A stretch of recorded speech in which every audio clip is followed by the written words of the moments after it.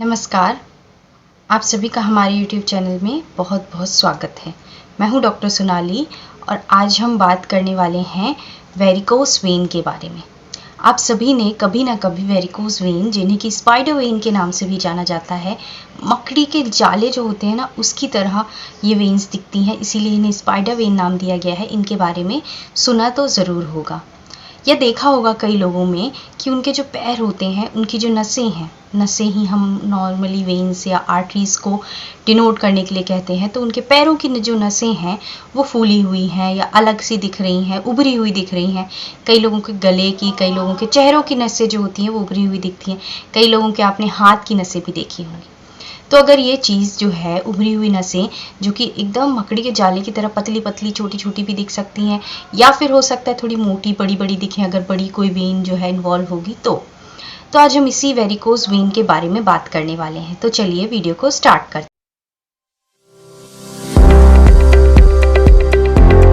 Varicose when जो होती है ना, वो क्या होता है कि एक्चुअल में जो आपकी वेन्स, आपकी बॉडी के किसी भी पार्ट की जो वेन्स होंगी, अगर वो फूल जाएंगी, स्वेल अप हो जाएंगी, यानी स्किन के जस्ट नीचे की जो वेन होती है ना, वो आपको बाहर से दिखने लगेंगी, या तो वो डार्क कलर की दिखेंगी, डार्क पर्पलिश कलर की दिखेंगी, तो उन्हें हम कहते हैं वेरिकोस वेन।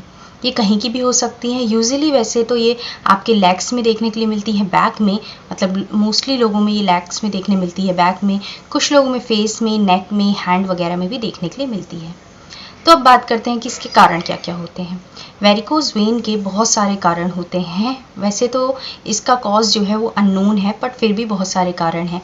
ज़्यादा देर तक बैठे रहना, कम एक्सरसाइज करना, या फिर बहुत ज़्यादा चलना, या फिर खड़े रहने वाली कोई जॉब जो लोग करते हैं उन लोगों में, प्रेगनेंसी के टाइम पे जो लोड पड़ता है, वेट पड़ता है और ज़्यादा, उसके कारण भी वेरिकोस वेन देखने के लिए मिलती है। एज फैक्टर भी एक मैटर करता है कि जो लोग एज हैं उनमें भी ज़्यादा होता है, और वुमेंस जो है वो रिस्क फैक्टर ज़्यादा होता है, यानी वुमेंस में वेरिकोस वेन ज़्यादा देखने के लिए मिलती है। अब वेरिकोस वेन में होता क्या है, एक्चुअली इसकी बात करते हैं। मतलब कि इसमें क्या होता है कि ये वेन्स जो है वो बाहर दिखने लगती हैं। तो क्या होता है ना कि जो हमारा जो हार्ट होता है ना, उससे आर्टरीज जो होती हैं वो ब्लड हार्ट से पूरी बॉडी में दूसरे पार्ट्स में लेके जाती हैं, बट वेन्स क्या होती हैं वो वापस ला रही होती हैं। अब क्योंकि जब हम खड़े होंगे वापस लाएगी तो उसे ग्रेविटी के अगेंस्ट वर्क करना पड़ेगा, और क्योंकि यहाँ पे ग्रेविटी के अगेंस्ट वर्क होता है, इसीलिए उसमें वेन्स में ना वॉल्व्स होते हैं। वॉल्व्स यानी आप समझ सकते हैं कि एक दरवाज़ा होता है इस तरह का, जो कि खुलता है, बंद होता है। जब ब्लड ऊपर आ रहा होगा तो वो खुलेगा, और जब ब्लड ऊपर चले जाएगा तो वो बंद होगा। आपके यही दरवाजे, या हम कहें यही जो वॉल्व्स हैं, ये जो है इनमें या तो ये डैमेज हो जाते हैं, वीक हो जाते हैं, या इनमें कुछ ना कुछ डिफेक्ट आ जाता है, जिसके कारण कि आपको वेरिकोस वेन देखने के लिए मिलती है। अब वो डिफेक्ट अगर स्लाइट होगा, थोड़ा बहुत होगा, तो आपको थोड़ा बहुत देखने के लिए मिलेगा। ज़्यादा डैमेज होगा तो हमेशा और बनी रहेगी वेरिकोस वेन, और देखने के लिए मिलेगा। ऐसा रहता है। अब बात करते हैं कि हम क्या क्या कर सकते हैं जिससे हमें ये ना हो। तो सबसे पहले तो बहुत सारे इसके प्रिकॉशंस हैं। अपनी पोजीशन हमेशा चेंज करते रहिए, ना ज़्यादा देर खड़े रहिए, ना ज़्यादा देर बैठिए। और अगर प्रेगनेंसी के टाइम है तो उस टाइम भी आपको, और अगर आप बैठ रहे हैं उस टाइम पे भी आपको ये प्रिकॉशंस लेनी है। और अगर आप बैठ रहे हैं तो आपका जो लेग है या आपका पैर है, उसे आपको एलिवेट करके बैठना है। ओके, उसे अपनी बॉडी से आपको थोड़ा, मतलब कि जैसे इसको स्टूल वगैरह रख के उस पर बैठना है आपको। इससे क्या होगा कि जो सर्कुलेशन ऊपर जाने में ज़्यादा, मतलब ताकत लगानी पड़ रही थी आपके वेन्स वगैरह को, अब वो कम लगानी पड़ेंगी। इस कारण से ऐसा करना है। कहते हैं अगर आपको पहले ही वेरिकोस वेन है तो आपको इससे कैसे डील करना है। तो जैसा कि मैंने कहा था कि अब हम ये भी बताएंगे कि आपको एलोपैथिक ट्रीटमेंट में क्या क्या ट्रीटमेंट दिया जाता है। तो वेरिकोस वेन के सबसे पहले तो कॉम्प्लिकेशंस की बात कर लेते हैं। इसमें कॉम्प्लिकेशंस में जहाँ पे आपकी वेन्स होती है ना, वहाँ पे आपको अल्सर वगैरह देखने के लिए मिल जाते हैं। कई बार उसके पास अगर अल्सर हो तो वो बहुत पेनफुल होते हैं। कुछ ब्लड क्लॉट्स वगैरह देखने के लिए मिलते हैं, और ब्लीडिंग देखने के लिए मिलती है। सिम्टम्स की बात करें कि सिम्टम्स क्या क्या आते हैं, तो सिम्टम्स में वही जो है आपको वेन्स अलग से देखने के लिए मिलेंगी।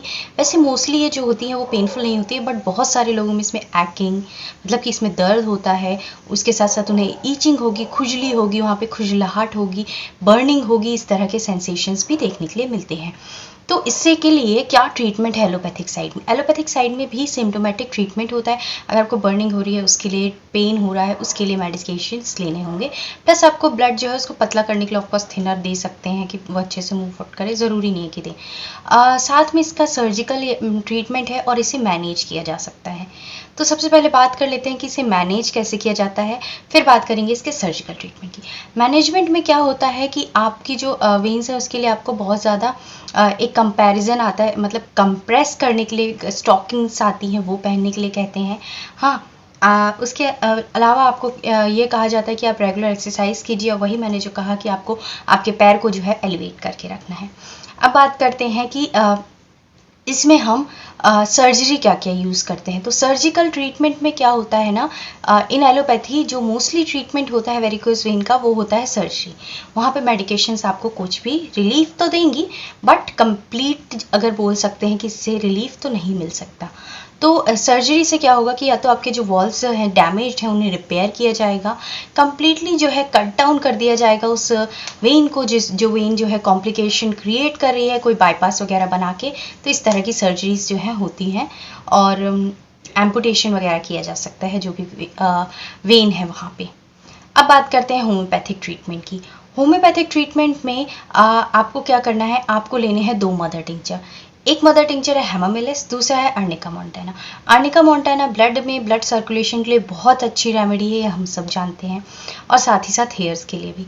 तो अर्निका मोंटाना क्यू और हेमामिलिस क्यू को लेना है आपको 15-15 ml, इसे मिला लेना है, और इसे लेना है आपको 10 ड्रॉप सुबह, दोपहर, शाम। दिन में 3 बार इसे 10-10 ड्रॉप्स लेना है आपको, 1/4 कप ऑफ वाटर में लीजिएगा।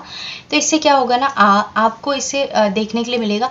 आप इसे रात को लेंगे, मतलब एक दिन आप लेंगे, दूसरे दिन आप देखेंगे कि आपकी जो वेन्स है ना वो ऑलमोस्ट हो गई हैं, ऑलमोस्ट मतलब कि ठीक ही हो गई, गायब सी हो गई हैं।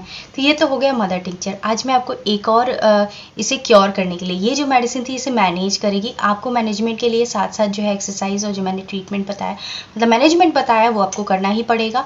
साथ में आप ये कर सकते हैं।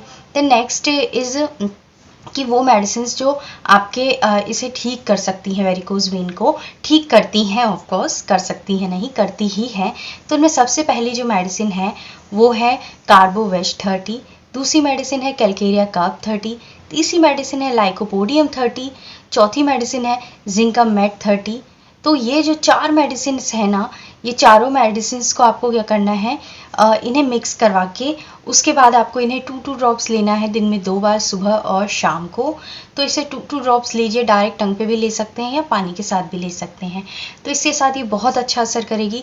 और क्या होता है ना कि आपकी जो मसल्स होती हैं उनमें वीकनेस आ जाती है, जैसे ही प्रेगनेंसी में होता है उस टाइम पे, उसके कारण भी वेरिकोज वेन देखने के लिए मिलती है। तो अगर इस तरह के कोई कॉम्प्लिकेशंस वगैरह होंगे तो उससे आपको, अगर मसल्स में कोई कॉम्प्लिकेशन है, कोई प्रॉब्लम है, उसी के कारण आपकी वेरिकोज वेन डेवलप हुई है, तो ये उससे ट्रीट करेगा।